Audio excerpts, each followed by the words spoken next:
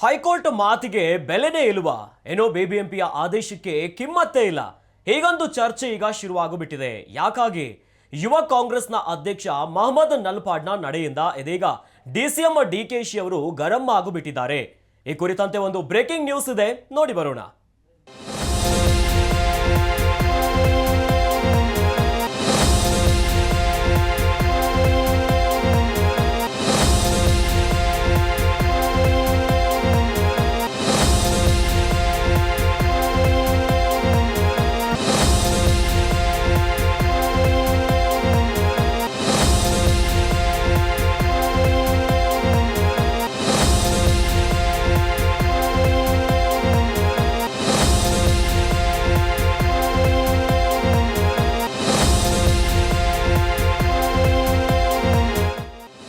ಯಾರೋ ಅದು ಕೇಸ್ ಹಾಕಿಸ್ತೀನಿ, ವೇದಿಕೆ ಮೇಲೆ ಡಿಕೆ ಗರಂ ಆಗಿಬಿಟ್ಟಿದ್ದಾರೆ.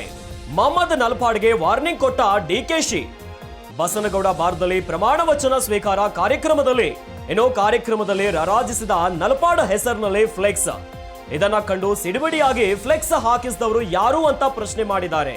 ಕೇಸ್ ಹಾಕಿಸ್ತೀನಿ ಎಂದು ಎಚ್ಚರಿಕೆ ನೀಡಿದ್ದೇನೆ ಎಂದ ಡಿಕೆ ಶಿವಕುಮಾರ್. ಬೆಂಗಳೂರಿನಲ್ಲಿ ಫ್ಲೆಕ್ಸ್ ಬ್ಯಾನರ್ ಅಳವಡಿಸಲು ಹೈಕೋರ್ಟ್ ನಿಷೇಧವಿದ್ದರೂ ಮಹಮ್ಮದ್ ನಲ್ಪಾಡ್ ಹೆಸರಿನಲ್ಲಿ ಫ್ಲೆಕ್ಸ್ ಮತ್ತು ಬ್ಯಾನರ್. ಇದರಿಂದ ಸಿಡಿಮಿಡಿಗೊಂಡ ಡಿಸಿಎಂ ಡಿಕೆ ಶಿವಕುಮಾರ್. ಏನೋ ರಾಜ್ಯ ಕಾಂಗ್ರೆಸ್ನ ಯುವ ಅಧ್ಯಕ್ಷನಾಗಿರುವಂತಹ ನಲ್ಪಾಡ್ ನಡೆಯಿಂದ ಡಿಸಿಎಂ ಡಿಕೆಶಿ ಅವರು ಒಂದು ರೀತಿಯಾಗಿ ಸಿಡಿಮಿಡಿಗೊಂಡಿದ್ದಾರೆ. ಯಾರಿದು ಫ್ಲೆಕ್ಸ್ ಮತ್ತೆ ಬ್ಯಾನರ್ ಅನ್ನ ಹಾಕಿದ್ದು ಅಂತ ಪ್ರಶ್ನೆ ಮಾಡಿದ್ದಾರೆ. ಏನೋ ಹೈಕೋರ್ಟ್ ಆದೇಶ ಕೂಡ ಇದೆ. ಏನೋ ಬೆಂಗಳೂರು ನಗರಗಳಲ್ಲಿ ಫ್ಲೆಕ್ಸ್ ಮತ್ತು ಬ್ಯಾನರ್ ಗಳನ್ನ ಅಳವಡಿಸಬಾರದು ಅಂತ ರೀತಿಯಾಗಿ ಒಂದು ಕಡೆಯಲ್ಲಿ ಹೈಕೋರ್ಟ್ ಆದೇಶ ಇದೆ, ಇನ್ನೊಂದು ಕಡೆಯಲ್ಲಿ ಬಿಬಿಎಂಪಿಯ ಆದೇಶ ಕೂಡ ಇದೆ. ಯಾವುದಕ್ಕೂ ಕೂಡ ಕಿಮ್ಮತ್ತನ್ನ ನೀಡದೆ ನಲ್ಪಾಡ್ ಏಕಾಏಕಿಯಾಗಿ ಪ್ರಮಾಣ ವಚನ ಕಾರ್ಯಕ್ರಮದಲ್ಲಿ ಫ್ಲೆಕ್ಸ್ ಮತ್ತು ಬ್ಯಾನರ್ಗಳು ಕಂಡು ಬಂದಿತ್ತು.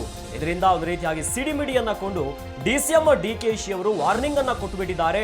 ಏನೋ ಸಿಡಿಮಿಡಿಯನ್ನ ಗೊಂಡು ಅವರು ಡೈರೆಕ್ಟ್ ಆಗಿನೇ ಯಾರಿದು ಫ್ಲೆಕ್ಸ್ ಮತ್ತು ಬ್ಯಾನರ್ ಅನ್ನ ಹಾಕಿದ್ದು ಅಂತ ಪ್ರಶ್ನೆ ಮಾಡಿದ್ದಾರೆ.